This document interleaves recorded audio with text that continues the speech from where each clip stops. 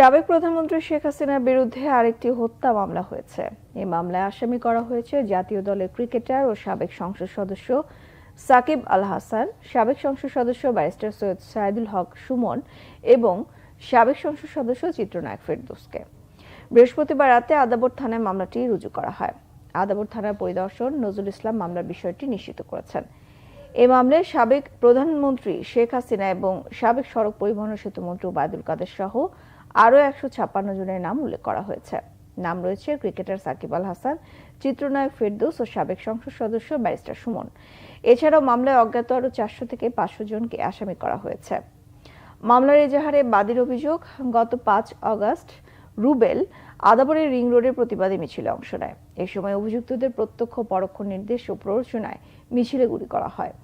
বুকে ও পেটে গুলিবিদ্ধ অবস্থায় রুবেলকে হাসপাতালে নিলে চিকিৎসাধীন অবস্থায় গত 7 আগস্ট মৃত্যু হয় তার। এদিকে বাংলাদেশের ওয়ার্কার্স পার্টির সভাপতি ও সাবেক মন্ত্রী রাশেদ খান মেননকে গ্রেফতার করেছে গোয়েন্দা পুলিশ। গতকাল সন্ধ্যায় রাজধানীর বনানীতে নিজ বাসভবন থেকে তাকে আটক করে ডিবি কার্যালয়ে নিয়ে যাওয়া হয়।